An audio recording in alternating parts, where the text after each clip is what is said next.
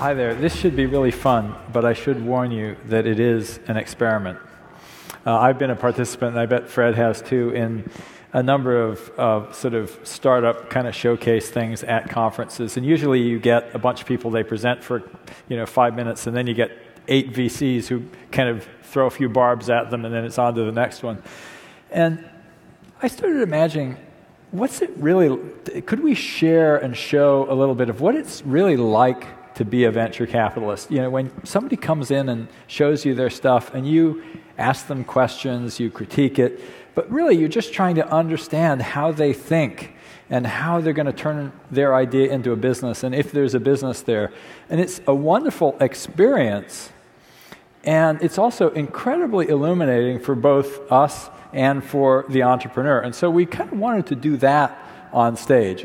Yeah, I think that people always focus on the pitches that win or the pitches that get the investment. But what people don't realize is that the pitching process is hugely educational for us. And sometimes the most interesting pitches are in companies that we don't invest in for one reason or another, but we learn a lot and we get insight from it. And I think a lot of times the entrepreneurs get the same thing. They come in and they pitch a venture capitalist, and he or she basically asks them 3 or 4 hard questions, and they go back scratching their head, and they might actually change something that they're doing. So Tim and I wanted to try to get some of that out into the room today, as opposed to just trying to focus on, what is the best investment opportunity. Yeah, so I think that's really kind of a key concept here.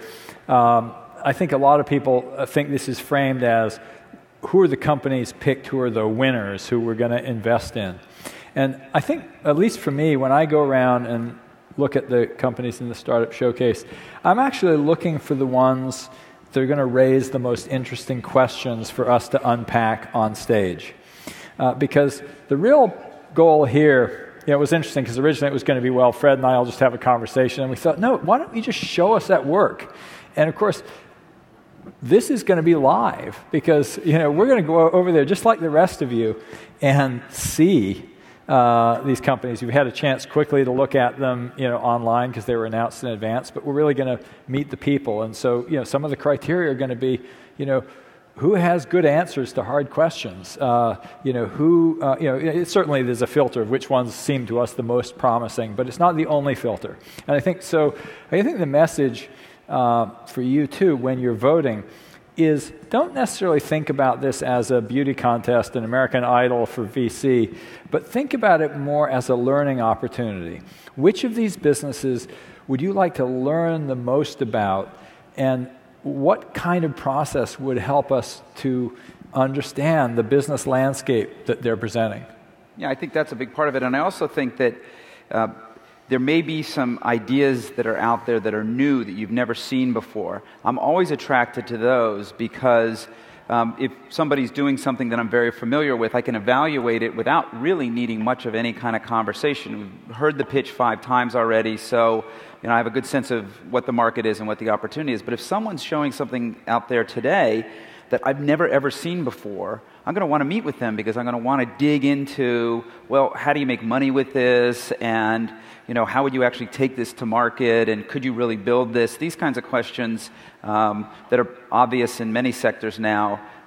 So I'm going to be attracted to some things I've never seen before. Yeah, I think that's a really good point. I think you also made backstage the comment that we also want to look at companies whose value proposition we can actually evaluate in this context. So, for example, if the key premise of the company is a technical promise that we can't evaluate on stage without a whole lot of due diligence, that's really not a very interesting conversation, even though it might be a really interesting company. Right, exactly.